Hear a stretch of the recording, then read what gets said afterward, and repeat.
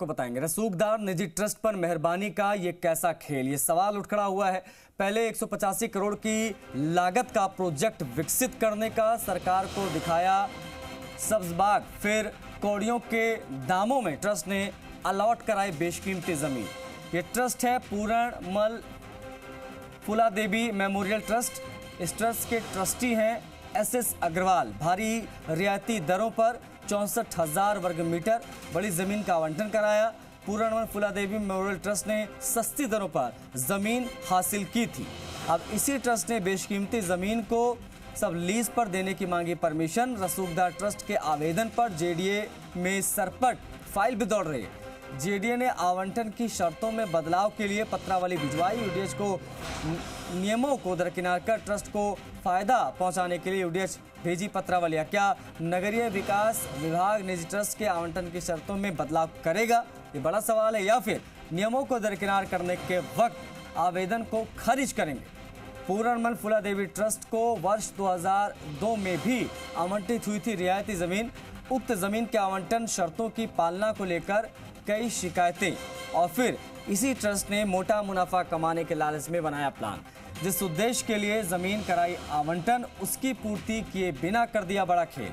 185 करोड़ का प्रोजेक्ट हवा हवाई साबित होता आ रहा है नजर। ऐसे में क्या यूडीएच प्रमुख सचिव वैभव गालरिया निजी ट्रस्ट पर एक्शन लेंगे, एक ये बड़ा सवाल है।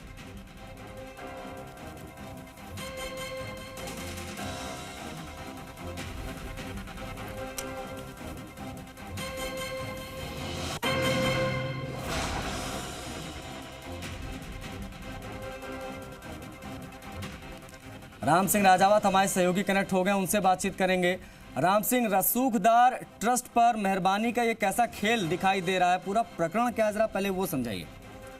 देखिए, वर्ष 2023 में इस ट्रस्ट ने जब आवेदन किया, राज्य जयपुर विकास प्राधिकरण ने प्रोजेक्ट रिपोर्ट पेश की। कि मेरा पूरा अनुभव है, चिकित्सा क्षेत्र में करीब 2000 लोगों को रोजगार दूंगा और 200 करोड़ की लागत से ये स्वास्थ्य सेवाओं के लिए ये प्रोजेक्ट है। और सारे सौदा दिखा के जेडीएस ने कौड़ियों के दाम मात्र 3,400 रुपए वर्ग मीटर में जमीन अलॉट करा ली, जबकि वहां पर 1 से लेकर 1.25 लाख रुपए मीटर का भाव है। इतना गुना अंतर है। कौड़ियों के दाम जमीन अलॉट कराने के बाद अब आप ये देखिए, ये जो ट्रस्ट है, इसके जो मुख्य ट्रस्टी एसएस अग्रवाल, जो हॉस्पिटल भी चला रहे हैं, पहले भी जमीन रियायती जमीन अलॉट कराई है, वहां पर भी जो आवंटन की शर्तों की पालना को लेकर काफी शिकायतें हैं। इसके बावजूद आप ये देखिए, सरकार से कौड़ियों के दाम जमीन अलॉट करा के मोटा मुनाफा कमाने के लालच में सब लीज पर देने के लिए आवेदन कर दिया कि मुझे परमिशन दी जाए।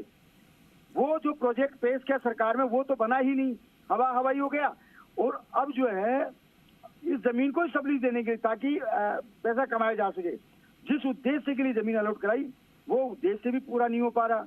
वो प्रोजेक्ट बनना था, गरीबों की सेवा, चिकित्सा होनी थी, विभिन्न सेवाओं में ये कह के निवेश किया कि मैं इतने करोड़ रुपए, 185 करोड़ का जो है निवेश करूंगा, लेकिन ये सब हवा हवाई हो गए ये दावे।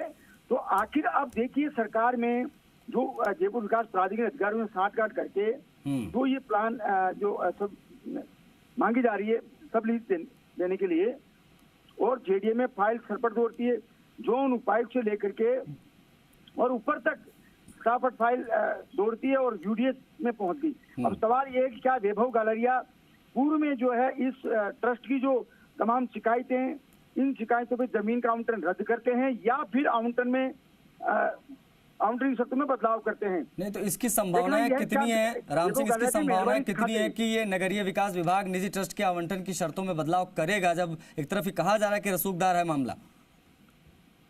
देखिए, ये देखने वाली बात है। ये मामला जब प्रकाश में आया, सोशल मीडिया पे भी ये प्रकाशित हो रही चीजें हैं, और लोग सवाल भी उठा रहे हैं कि आखिर ये बड़े जो संस्थाएं हैं, वो संस्थाएं सरकार से रियायती दरों पे जमीन अलॉट कराती है करोड़ों रुपए की। आप ये देखिए, जो 64,000 वर्ग मीटर जमीन अलॉट, उसकी कीमत करीब 125 करोड़ रुपए है। उस जमीन की कीमत 100-125 करोड़ रुपए है, और ये सब लीज पर देने का खेल भी यही है कि पर्दे के पीछे करोड़ों रुपए की जो डील होनी है और उससे मोटा मुनाफा कमाने का बड़ा खेल है। उसमें बड़े अधिकारी भी शामिल हो सकते हैं, इसीलिए शायद ये पत्रावली सर पर दौड़ रही है। अच्छा, 2002 से जुड़ा क्या प्रकरण है इस ट्रस्ट का, जरा अगर वो आप बता पाए तो किस प्रकार से उस दौरान चीजें हुई थी? देखिए, ये जो प्रोजेक्ट जब पेश किया था उन्होंने 2000 लोगों को रोजगार देने का सपना दिखाया था। अब आप ये देखिए, रोजगार तो मिलना संभव नहीं है, और ये तो मोटा मुनाफा कमाने के लालच में जमीन को सब लीज पे देने की तैयारी करे, जबकि आउंटन की प्रमुख शर्त यह है कि जमीन को लीज पे नहीं दी जा सकती। शुक्रिया आपका राम सिंह, इन तमाम जानकारियों को साझा करने के लिए, बातचीत के लिए।